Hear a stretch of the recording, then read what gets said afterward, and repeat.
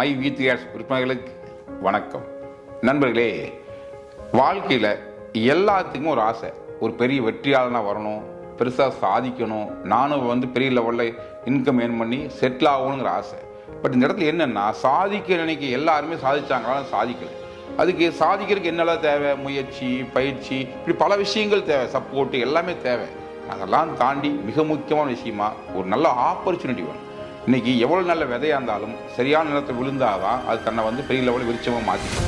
இதை பாரமாக விழுந்துட்டாலோ வேற எங்கே விழுந்துட்டாலோ அது முளைக்கிறதும் கஷ்டம், முளைச்சாலும் வளர்றது ரொம்ப ரொம்ப கஷ்டம். அந்த அளவுக்கு நெருக்கடியான நிலைமையில் தான் அந்த விதை தன்னை பெருசாக வளர்த்திக்க முடியும். அப்படி சுச்சுவேஷனில் ஒரு நல்ல நிலம் கிடைச்சதுன்னா, சரியான விதையாக இருந்தால் எப்படி பெரிய விருட்சமாக தன்னை மாற்றிக்குமோ அது மாதிரி நீங்கள் திறமையாக்குற ஒரு நபராக இருந்தீங்கன்னா, உங்களுக்கு சரியான ஒரு பிளாட்ஃபார்ம் கிடைச்சதுன்னா நிச்சயமாக உங்களாலும் ஒரு மிகப்பெரிய வெற்றியாளராக மாற முடியும். ஸோ அந்த வகையில் நீங்கள் சராசரி சாதாரண படிப்பறிவு கம்மியாக்குற அல்லது எந்த லெவல் இருந்தாலும், middle class, lower middle class, எந்த லெவல் நீங்கள் இருந்தாலும், நீங்கள் நினச்சாலும் உங்கள் வாழ்க்கையில் ஒரு மிகப்பெரிய சக்ஸஸ்ஃபுல் பர்சனாக, ஒரு சம்பாதிக்க நபராக மாற முடியும். அதுக்கான வாய்ப்பை தான் மை வித்யாஸ் உங்கள்கிட்ட கொடுத்துருக்கு.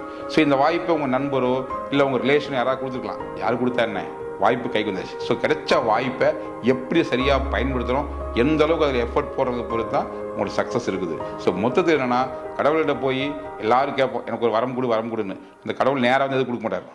யாரோ ஒருத்தர் மூலிமா ஒரு ஆப்பர்ச்சுனிட்டி கொடுப்பார். அந்த வகையில் கடவுள் கொடுத்த ஒரு பெஸ்ட் ஆப்பர்ச்சுனிட்டி தான் இந்த மை வித்யாஸ் பிளாட்ஃபார்ம். ஸோ இதை சரியாக புரிஞ்சுக்கிட்டு யாரெல்லாம் ஏற்கனவே செயல்பட்டுக்கிறாங்களோ அவங்க எல்லாருமே மாத வருமானம் சில பல ஆயிரங்களை, சிலரெல்லாம் லட்சங்களை சம்பாதிக்க கூட சுச்சுவேஷன் உருவாயிடுச்சு. ஸோ அந்த அளவு விஷயம் போயிட்டு சொல்லும்போது நீங்களும் இதில் முழுமையாக தன்னை ஈடுபடுத்திக்கிட்டு கரெக்டாக புரிஞ்சுக்கிட்டு இதெல்லாம் என்னெல்லாம் சொல்கிறோம், எப்படியெல்லாம் இருக்குது, என்னெல்லாம் பண்ண முடியும், இதெல்லாம் கரெக்டாக நீங்கள் ஸ்டடி பண்ணிக்கிட்டு ஒன் பை ஒன்னாக இம்ப்ளிமெண்ட் பண்ண ஆரம்பிச்சிங்கன்னா நிச்சயமாக இன்று இல்லாவிட்டாலும் என்றாவது ஒரு நாள் உங்களாலும் ஒரு பெரிய அச்சீவ் வர முடியும். ஏன்னா இமயமலையாக இருந்தாலும் படிப்படியாக ஏறணும், ஸ்டெப் பை ஸ்டெப்பாக தான் ஏறணும். ஸோ நம்ம ஏற தயாராக இருந்தால், பாதங்கள் நடக்க தயாராக இருந்தால் பாதைகள் மறுக்க போவதில்லை. இது நம்ம கரெக்டாக கவனத்தை வச்சுக்கிட்டு நம்ம நடக்க ஆரம்பித்தா, வெற்றி நோக்கி நடக்க ஆரம்பித்தா வெற்றி நம்மக்கிட்ட வராது, நம்மக்கிட்ட போகலாம் இல்லையா?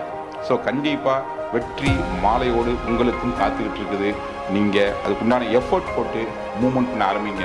எல்லோரும் சொல்லுவாங்க, மூச்சு விட்டு கொண்டிருப்போம்லாம் மனிதன் இல்லை, முயற்சி மட்டும்தான் மனிதன் சுற்றி. நீங்கள் முயற்சி எல்லாம் தான் பண்ணுறோம். ஸோ ப்ராப்பர் பிளாட்ஃபார்மில் பண்ணுறோமா, அதை ரிசல்ட்டாக மாறுது. ஸோ அப்படி இருக்கும்போது மை வீட்லி ஒரு மகத்தான ஆப்பர்ச்சுனிட்டி உங்கள் நண்பர் மூலியமாவோ இல்லை உங்கள் உறவு மூலியமாக கை கிடைச்சிருக்குது. சரியாக புரிஞ்சுக்கிட்டு இதை முழுமையாக பயன்படுத்துங்க.